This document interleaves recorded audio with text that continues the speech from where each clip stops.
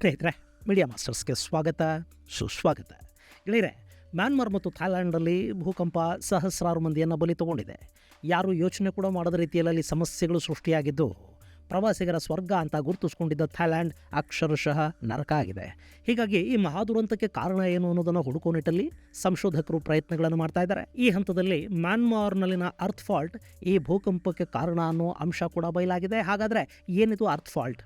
ಮ್ಯಾನ್ಮಾರಲ್ಲಿ ಇಷ್ಟೊಂದು ಸಮಸ್ಯೆಗೆ ಕಾರಣ ಆಗ್ತಾ ಇರೋ ಆ ಜಾಗ ಆದರೂ ಯಾವುದು? ಅದಕ್ಕೆ ಕಾರಣ ಏನು ಅನ್ನೋದ್ರ ಬಗ್ಗೆ ಒಂದಷ್ಟು ಮಾಹಿತಿಯನ್ನು ನಾವಿಲ್ಲಿ ನೋಡೋ ಪ್ರಯತ್ನ ಮಾಡೋಣ.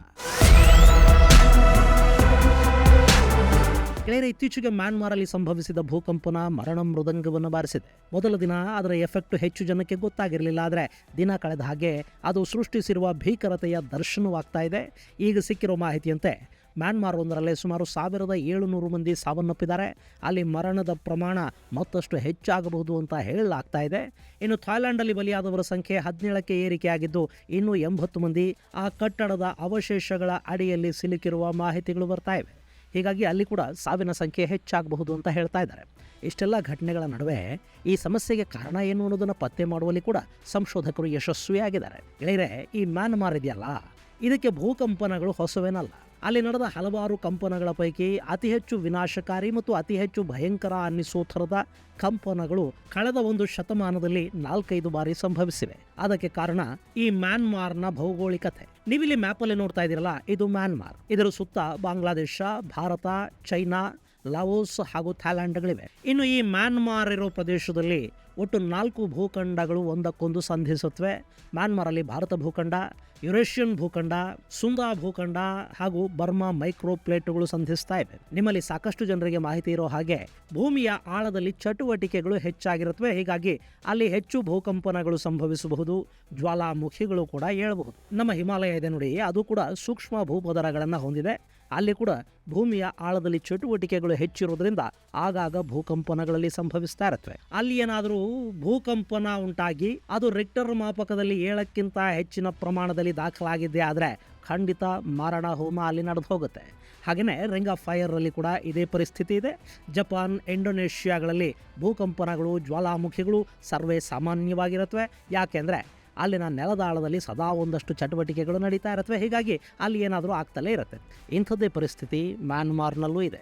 ನೀವಿಲ್ಲಿ ಮ್ಯಾಪಲ್ಲಿ ನೋಡ್ತಾ ಇದ್ದೀರಲ್ಲ, ಇದು ಮ್ಯಾನ್ಮಾರ್ನ ಸ್ಥಿತಿ. ಇಲ್ಲೊಂದು ಕಡೆ ಭಾರತ ಭೂಪದರ, ಮತ್ತೊಂದು ಕಡೆ ಯುರೇಷಿಯಾ ಭೂಪದರ ಇದೆ. ಇದರ ನಡುವೆ ಮ್ಯಾನ್ಮಾರ್ ಅಥವಾ ಬರ್ಮಾ ಮೈಕ್ರೋ ಪ್ಲೇಟ್ ಇದೆ.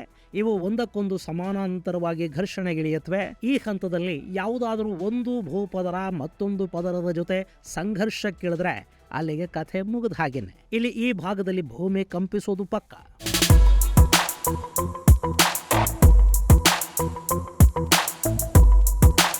ಮ್ಯಾನ್ಮಾರ್ ಅಲ್ಲಿ ಮೊನ್ನೆ ಆಗಿರೋದಿದೇನೆ. ಇಲ್ಲಿ ಒಂದು ಲೈನ್ ಅನ್ನ ನೋಡ್ತಾ ಇದ್ದೀರಲ್ವಾ, ಇದನ್ನ ಸಗಾಯಿಂಗ್ ಫಾಲ್ಟ್ ಅಂತ ಕರೀತಾರೆ. ಈ ಫಾಲ್ಟ್ ಲೈನ್ ಸರಿಸುಮಾರು 1200 ಕಿಲೋಮೀಟರ್ಗಳಷ್ಟು ಉದ್ದ ಇದೆ. ಇದು ಬಂಗಾಳ ಕೊಲ್ಲಿಯಿಂದ ಶುರುವಾಗಿ ಚೈನಾದ ಯುನಾನ್ ಪ್ರಾಂತ್ಯದವರೆಗೆ ಮುಂದುವರಿಯುತ್ತೆ. ಸೊ ಈ ಲೈನ್ ನಲ್ಲಿ ಯಾವುದೇ ಸ್ಥಳದಲ್ಲಿ ಭೂಮಿಯ ಪದರಗಳು ಸಂಘರ್ಷಕ್ಕಿಳಿದ್ರೂ ಕೂಡ ಮ್ಯಾನ್ಮಾರ್ ಸಮಸ್ಯೆಯನ್ನು ಕಾಣಬೇಕಾಗಿ ಬರುತ್ತೆ. ಈ ಬಗ್ಗೆ ಸಾಕಷ್ಟು ಸಂಶೋಧನೆಗಳನ್ನು ನಡೆಸಿರುವ ಬ್ರಿಟನ್ನ Imperial College of London Rebecca Bell ಹೇಳ್ತಿರೋ ಹಾಗೆ ಮ್ಯಾನ್ಮಾರ್ ಅನ್ನೋದು ಭೂಕಂಪನದ ಕೇಂದ್ರ ಬಿಂದುವಿನ ಮೇಲೆ ಸ್ಥಿತವಾಗಿದೆ. ಹೀಗಾಗಿ ಇಲ್ಲಿ ಸಂಘರ್ಷಗಳು, ಭೂಮಿ ಬಾಯಿ ತೆರೆಯೋದು ಇದೆಲ್ಲ ಸರ್ವೇ ಸಾಮಾನ್ಯ. ಇಂಥ ಪ್ರದೇಶದಲ್ಲಿ 7ಕ್ಕಿಂತ ಹೆಚ್ಚು ಪ್ರಮಾಣದ ಭೂಕಂಪನಗಳಾದಂಥ ಸಮಯದಲ್ಲಿ ಅಲ್ಲಿ ಭಾರಿ ಪ್ರಮಾಣದ ಸಮಸ್ಯೆಗಳು ಖಂಡಿತ ಎದುರಾಗುತ್ತೆ. ಈ ಹಿಂದೆ 2004ರಲ್ಲಿ ಭಾರತಕ್ಕೆ ಸುನಾಮಿ ಬಂದಪ್ಪಳಿಸ್ತಲ್ಲ, ಆಗ ಕೂಡ ಇಂಥದ್ದೇ ಭೂಪದರಗಳ ಜರುಗುವಿಕೆಯಿಂದ ಸಮುದ್ರದಾಳದಲ್ಲಿ ಭೂಕಂಪನ ಸಂಭವಿಸಿತ್ತು. ಅದರ ಪರಿಣಾಮ ಏನು ಅನ್ನೋದು ನಿಮ್ಮಲ್ಲಿ ಸಾಕಷ್ಟು ಜನಕ್ಕೆ ಗೊತ್ತಿದೆ. ಆವತ್ತು ಕೂಡ ಇದೇ ಭಾರತ ಭೂಪದರ ಹಾಗೂ ಬರ್ಮಾ ಭೂಪದರಗಳ ನಡುವಿನ ಸಂಘರ್ಷದ ಕಾರಣದಿಂದ ಸುಮಾತ್ರಾದ ಬಳಿಯಲ್ಲಿ ಭಾರಿ ಪ್ರಮಾಣದ ಕಂಪನ ಸಂಭವಿಸಿತು. ಅಲ್ಲಿ ರಿಯಾಕ್ಟರ್ ಮಾಪಕದಲ್ಲಿ 9ರಷ್ಟು ತೀವ್ರತೆಯ ಕಂಪನ ಕಾಣಿಸಿಕೊಂಡ ಕಾರಣ ದೊಡ್ಡ ಸುನಾಮಿ ಏಳ್ತು. ಅದರಲ್ಲಿ 7 ಲಕ್ಷ ಮಂದಿ ಪ್ರಾಣ ಕಳ್ಕೊಂಡ್ರು. ಹಾಗೆಯೇ 10 ಮೀಟರ್ಗಳಷ್ಟು ಎತ್ತರದ ಅಲೆಗಳು ಸೃಷ್ಟಿಯಾಗಿ ಅಲ್ಲಿ ಘೋರ ದುರಂತ ಸಂಭವಿಸಿತು.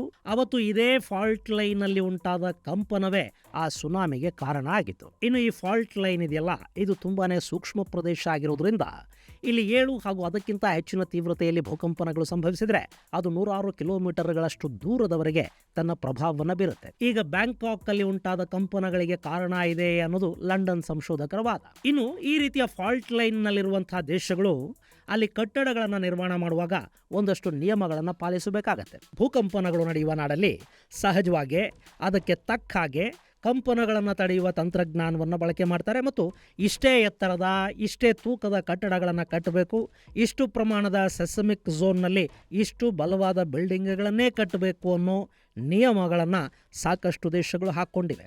ಬ್ಯಾಂಕಾಕ್ ಕೂಡ 2009 ನಂತರ ಇಂಥದ್ದೊಂದು ನಿಯಮವನ್ನು ಜಾರಿಗೆ ತಂತು. ಆದರೆ ಅದಕ್ಕೂ ಮೊದಲು ಕಟ್ಟಿದ ಕಟ್ಟಡಗಳಲ್ಲಿ ಈ ರೀತಿಯ ಯಾವ ನಿಯಮಗಳನ್ನು ಅಲ್ಲಿ ಪಾಲಿಸಿಲ್ಲ. ಹೀಗಾಗಿ ಅಲ್ಲಿನ ಸಾಕಷ್ಟು ಕಟ್ಟಡಗಳು 7ರ ಮೇಲಿನ ತೀವ್ರತೆಯನ್ನು ತಡೆಯುವ ಶಕ್ತಿಯನ್ನು ಹೊಂದಿಲ್ಲ. ಥಾಯ್ಲೆಂಡ್ನ ಇಡೀ 43 ಪ್ರಾಂತ್ಯಗಳಲ್ಲಿ 10% ಕಟ್ಟಡಗಳು ಮಾತ್ರವೇ ಭೂಕಂಪನದ ತೀವ್ರತೆಯನ್ನು ತಡೆಯುವ ಶಕ್ತಿಯನ್ನು ಹೊಂದಿವೆ. ಇನ್ನುಳಿದ 90% ಕಟ್ಟಡಗಳು ಯಾವುದೇ ನಿಯಮಗಳನ್ನು ಪಾಲಿಸಿಲ್ಲ. ಈ ಹಿನ್ನೆಲೆಯಲ್ಲಿ ಅವು ಅಪಾಯದ ಝೋನ್ನಲ್ಲಿವೆ ಅಂತ ಹೇಳಲಾಗತ್ತೆ.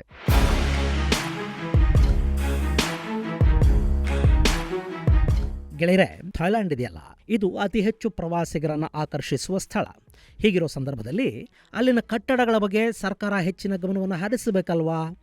ಅದು ಥಾಯ್ಲೆಂಡ್ ಇರಲಿ, ಭಾರತ ಇರಲಿ, ಪ್ರವಾಸಿಗರು ಬರ್ತಾರೆ ಅಂದರೆ ಅವರು ತರೋ ಹಣ ಮತ್ತು ಅದರಿಂದ ಬರುವ ಆದಾಯ, ಲಾಭ ಮಾತ್ರ ಅಲ್ಲಿನ ಜನಕ್ಕೆ ಮುಖ್ಯ ಆಗುತ್ತೆ.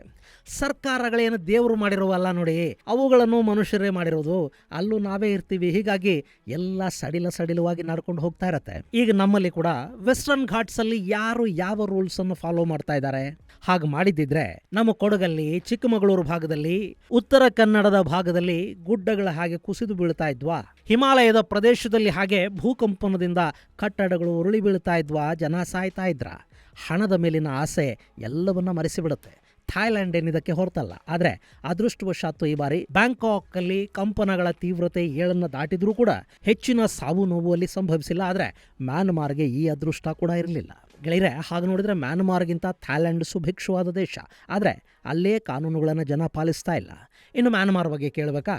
ಅದು ಸಾಕಷ್ಟು ವರ್ಷಗಳಿಂದ ಸೇನಾಡಳಿತದಲ್ಲಿದೆ, ಬಡತನ ಇದೆ, ನಾಗರಿಕ ಸಂಘರ್ಷಗಳಲ್ಲಿ ನಡೀತಾ ಇವೆ. ಜೊತೆಗೆ ಅದು ಫಾಲ್ಟ್ ಲೈನ್ ಮೇಲೆ ನಿರ್ಮಾಣಗೊಂಡಿದೆ. ಸೊ ಅಲ್ಲಿ ಸಮಸ್ಯೆಗಳು ಸ್ವಲ್ಪ ಹೆಚ್ಚೇ ಇರುತ್ತವೆ. ಹಾಗೆ ನೋಡಿದರೆ 2004ರ ಸುನಾಮಿಯ ನಂತರ ಮ್ಯಾನ್ಮಾರ್ ಕೂಡ ಒಂದಷ್ಟು ನಿಯಮಗಳನ್ನು ಪಾಲಿಸೋದಕ್ಕೆ ಮುಂದಾಯಿತು. ಆದರೆ ಅದರಲ್ಲಿ ಅವರಿಗೆ ಯಶಸ್ಸು ಸಿಗಲಿಲ್ಲ. ಇನ್ನು ಮ್ಯಾನ್ಮಾರ್ನ ರಾಜಧಾನಿ ನೇಪಿಡಾವಿರಬಹುದು ಅಥವಾ ಹಳೆಯ ನಗರ ಮಂಡಲೆ ಇರಬಹುದು, ಇವೆಲ್ಲ ಕೂಡ ಸೆಗಾಯಿಂಗ್ ಫಾಲ್ಟ್ ಲೈನ್ಗೆ ತುಂಬಾ ಹತ್ತಿರದಲ್ಲಿವೆ. ಈ 1 ಶತಮಾನದಲ್ಲಿ 7 ಹಾಗೂ ಅದಕ್ಕಿಂತ ಹೆಚ್ಚು ತೀವ್ರತೆಯ ಭೂಕಂಪಗಳು ಅಲ್ಲಿ 6 ಬಾರಿ ಸಂಭವಿಸಿವೆ. ಇಷ್ಟಾದರೂ ಕೂಡ ಆ ನಗರವನ್ನು ಭೂಕಂಪನದ ಕೇಂದ್ರ ಬಿಂದುಗಳಿರೋ ಜಾಗದಲ್ಲೇ ಕಟ್ಟಿದ್ದಾರೆ. ಹೀಗಾಗಿ ಅಲ್ಲಿ ಸಮಸ್ಯೆಗಳು ತುಂಬಾನೇ ಹೆಚ್ಚು. ಇನ್ನು ಮ್ಯಾನ್ಮಾರ್ ಅಲ್ಲಿ ಈ ಕ್ಷಣಕ್ಕೂ ಕೂಡ ಪಶ್ಚಾತ್ ಕಂಪನಗಳು ಅಂದರೆ ಆಫ್ಟರ್ ಶಾಕ್ಸ್ ಆಗ್ತಲೇ ಇವೆ. ಭಾನುವಾರದ ಪಶ್ಚಾತ್ ಕಂಪನದ ತೀವ್ರತೆನೇ ಅಲ್ಲಿ 5.4ರಷ್ಟಿತ್ತು. ಅಂದರೆ ಆ ಪ್ರದೇಶ ಎಷ್ಟು ಸಮಸ್ಯೆಯಲ್ಲಿದೆ ಅನ್ನೋದನ್ನ ನಾವು ಅರ್ಥ ಮಾಡ್ಕೋಬೇಕು. ಸದ್ಯಕ್ಕೆ ಪಾಪ ಅಲ್ಲಿರೋ ಸಾಕಷ್ಟು ಸಮಸ್ಯೆಗಳ ಜೊತೆ ಇದು ಒಂದು ಸಮಸ್ಯೆ ಅವರನ್ನ ಕಾಡೋದಕ್ಕೆ ಶುರು ಮಾಡಿದೆ. ಗೆಳೆಯರೆ, ಭೂಕಂಪನಗಳಿಂದ ಮುಕ್ತಿ ಪಡೆಯೋದಕ್ಕೆ ಸಾಧ್ಯ ಇಲ್ಲ. ಆದರೆ ಅದರಿಂದಾಗೋ ಪ್ರಾಣಹಾನಿಯನ್ನು ಕಡಿಮೆ ಮಾಡ್ಕೊಳ್ಳೋದಕ್ಕೆ ಸಾಧ್ಯ ಇದೆ. ಹಾಗೆ ಮಾಡಬೇಕು ಅಂದರೆ ಅವರು ಇಡೀ ದೇಶವನ್ನು ಮತ್ತೆ ಹೊಸದಾಗಿ ನಿರ್ಮಾಣ ಮಾಡ್ಕೋಬೇಕಾಗತ್ತೆ. ಕಂಪನವನ್ನು ತಡೆಯುವ ಕಟ್ಟಡಗಳನ್ನು ಕಟ್ಕೋಬೇಕು. ಫಾಲ್ಟ್ ಲೈನಿಂದ ಸ್ವಲ್ಪ ದೂರ ಹೋಗೋ ಪ್ರಯತ್ನವನ್ನು ಮಾಡಬೇಕು.